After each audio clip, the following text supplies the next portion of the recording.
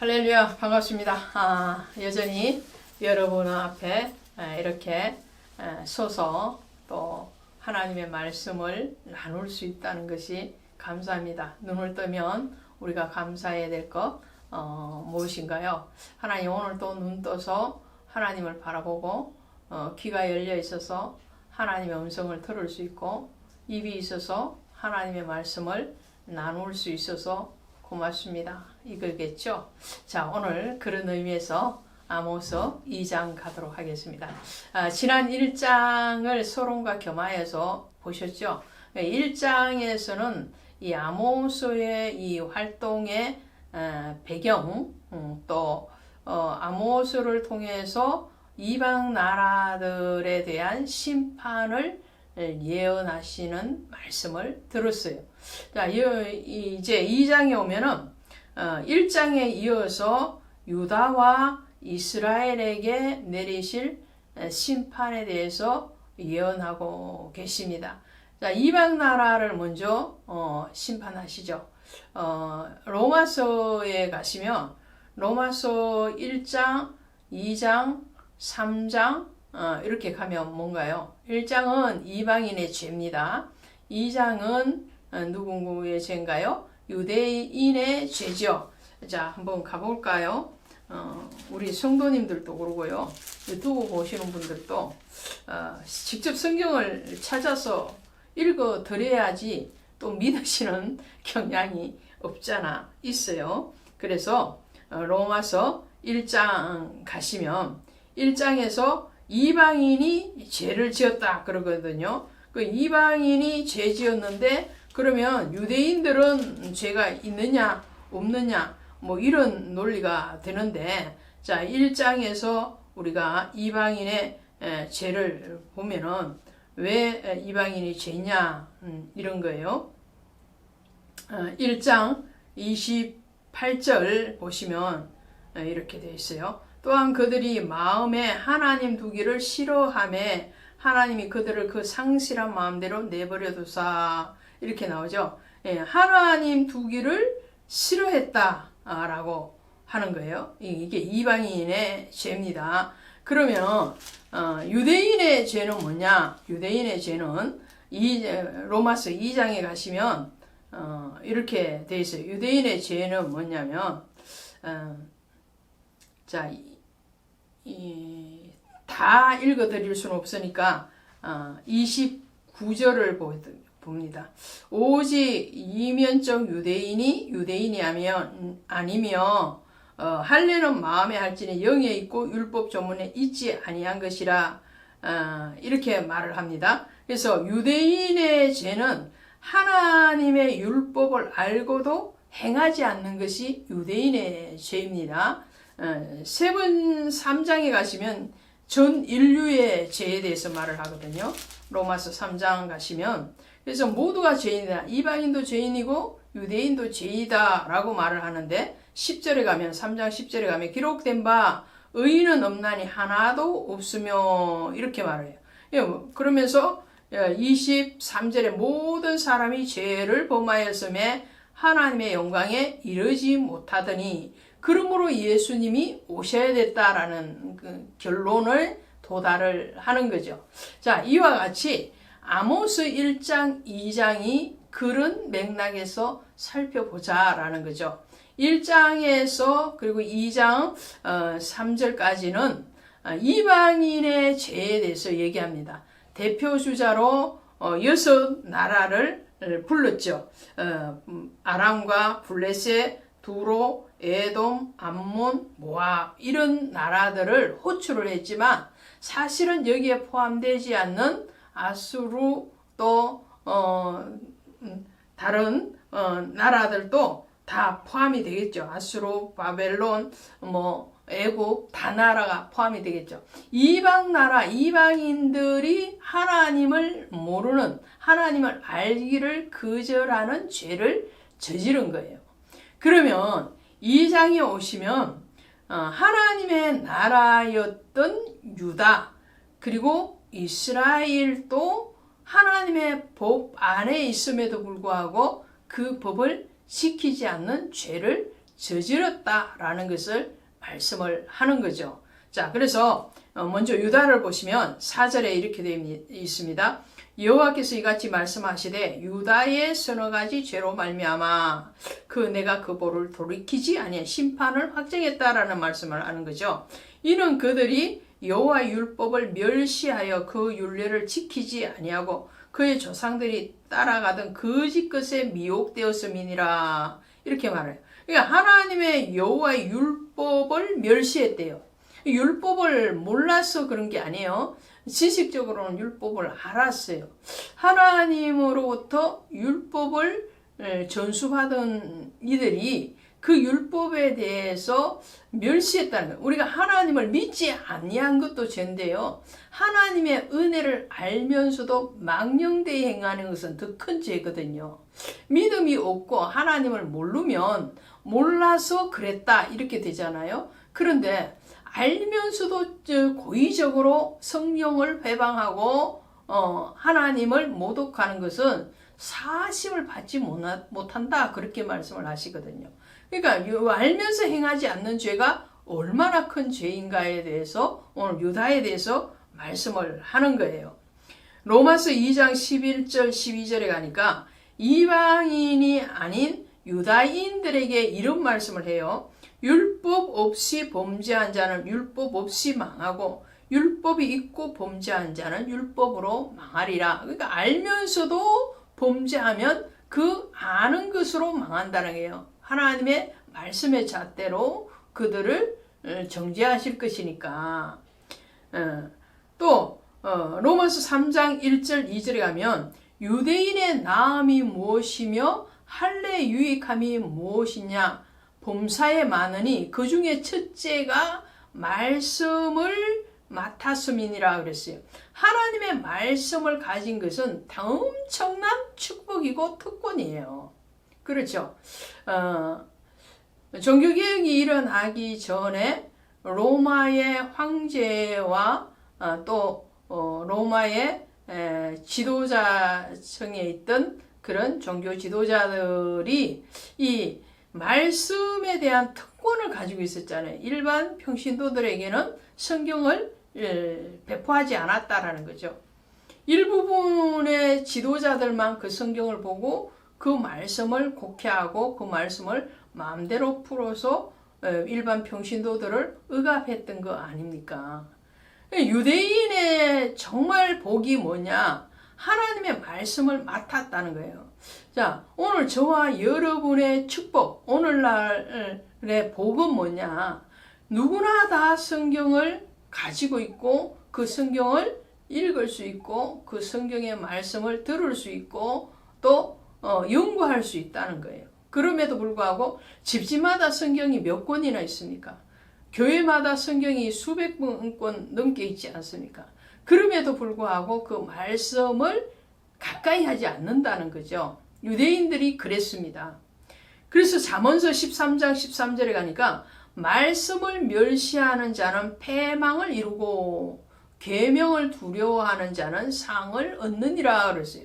말씀은 귀한 말씀, 축복의 말씀을 주셨음에도 불구하고 그 말씀을 멸시했던 것이 바로 이 유다인의 죄입니다. 율법을 멸시하며 그랬잖아요. 그 말씀을 멸시하는 자는 패망을 이룬다고 그랬는데 그래서 심판하실 수밖에 없는 거죠. 말씀을 멸시하고 거짓 것에 미혹되었대요. 이 거짓 것이 뭐예요? 우상을 얘기하는 거예요. 다른 가르침이죠. 다른 불이죠.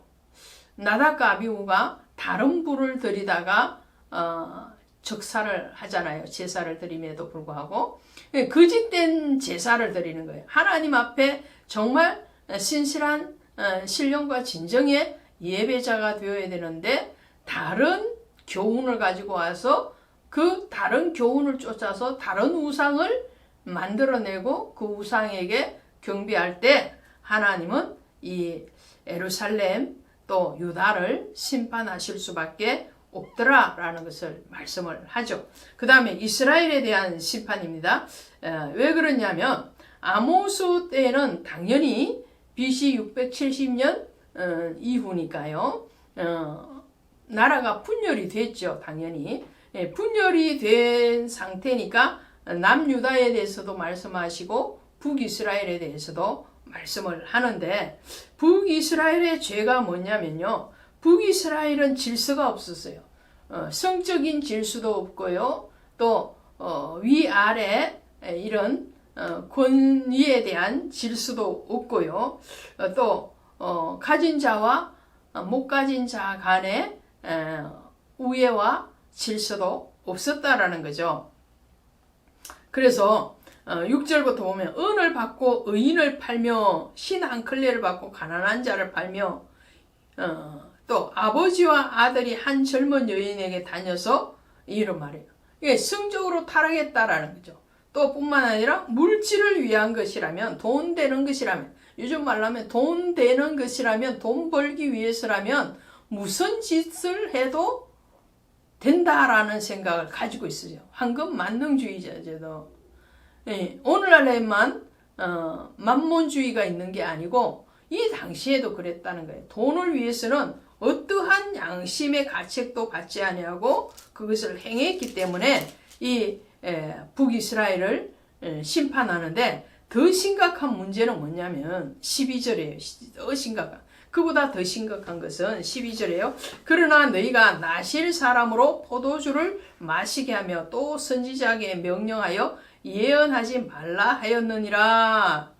하나님이 나실인을 구별시키시잖아요.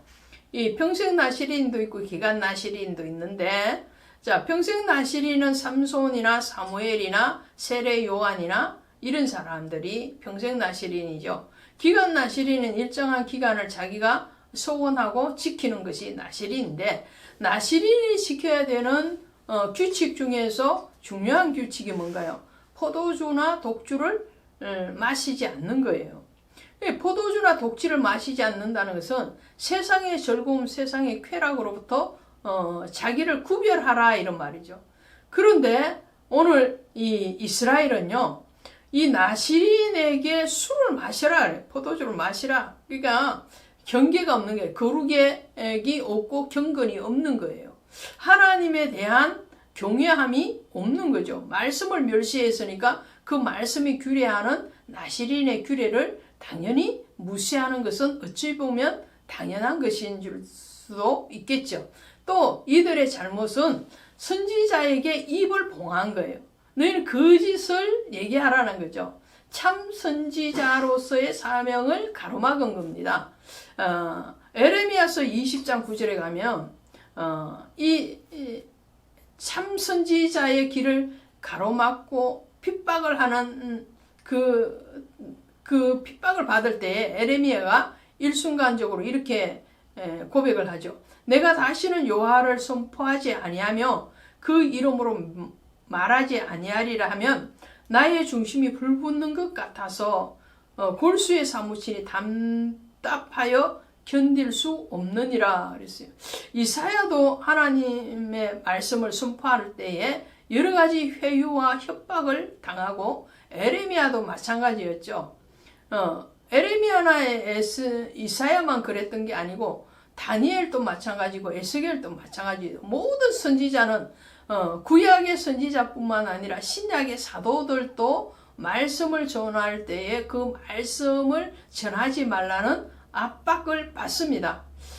사도행전에 가시면 베드로와 요한이 하나님의 말씀 복음을 전하다가 체포되어서 감옥에 가게 됩니다. 근데 이 감옥에서 풀어주면서 이 로마의 사람들이 뭐라고 말을 하냐, 다시는 예수를 전하지 말라, 이렇게 말을 하거든요. 그때 베드로가 뭐라고 대답하느냐면, 내가 사람인 너희의 말을 들으랴 하나님의 말씀을 들으랴. 당연히 하나님 말씀을 듣겠다라는 거죠. 그러면서 우리가 보고 들은 것을 말하지 아니할 수 없다라고 말해요. 그러니까 참 선지자는요, 참 사도는, 오늘날 참 목자인 이 목회자는, 또 전도자는, 성도는 앞에 참자가 붙죠. 진실된 참 선지자, 참 사도, 참 목자, 참 성도들은 외부에서 말씀을 전하지 말아라, 그만해라. 듣기 싫다. 이런 말을 한다고 입을 봉해지는 게 아니에요. 입을 봉하기를 원하는 것은 사단의 계책이기 때문에 그래요. 사단은 우리의 입을 막고 우리의 혀를 꼬이게 해서 다른 말이 나오기를 원해요. 아, 그래, 맞아. 뭐 지금 시대가 변했잖아. 지금이 어느 때인데 전도를 해. 어느 때인데 자꾸 말씀 그래. 그냥 대충 살아. 편하게 살아. 이게 사단의 술책이고 사람의 생각이라니까요. 그러니까 이사야나 에레미야도 또 베드로나 요한도 또 바울도 마찬가지죠. 바울도 그러냐. 내가 하나님의 사람의 종이 되랴 하나님의 종이 되랴. 나는 하나님의 종이라는 거죠. 사람 너희들이 시키는 대로 너희 입맛에 맞는 대로 그렇게 부름받은 자가 아니라는 거예요. 정말 참 목자는 이 가슴이 뜨거워서 안전할 수가 없는 거예요. 자, 오늘 그것에 대해서 이 이스라엘의 지도자들은 외면했다는 거예요. 종교 지도자들까지라도 하나님의 말씀을 멸시하고 뿐만 아니라 하나님이 가르치지 않는 다른 교훈의 길을 갈 뿐만 아니라 정말 구별되어져야 되는 나시린과 선지자의 사명까지도 그들은 가로막고 회방하고 또 그들을 죽이고 억압했기 때문에 하나님이 이스라엘을 심판할 수밖에 없다라는 말씀을 하는 거죠. 13절에 보니까 보라 곡식단을 가득히 실은 수레가 흙을 누름같이 내가 너희를 누리리니. 이게 무슨 말이에요? 이 곡식단이 뭐예요? 곡식단을 가득 실은 수레. 이 곡식단은 말씀이죠. 이 말씀으로 너희를 심판하겠다는, 너희가 멸시하고 너희가 지키지 아니하고 너희가 회방했던 그 말씀으로 내가 너희를 심판하겠다. 하나님의 심판과 구원의 기준이 무엇이라고요? 말씀이라고요. 오늘 그 말씀이 우리의 등불이 되기를 원하고, 그 말씀은 아무리 강조해도 아무리 들려줘도 부족함이 없습니다. 하나님의 말씀 안에 깊이 들어가는 저와 여러분 되시기를 바랍니다. 고맙습니다.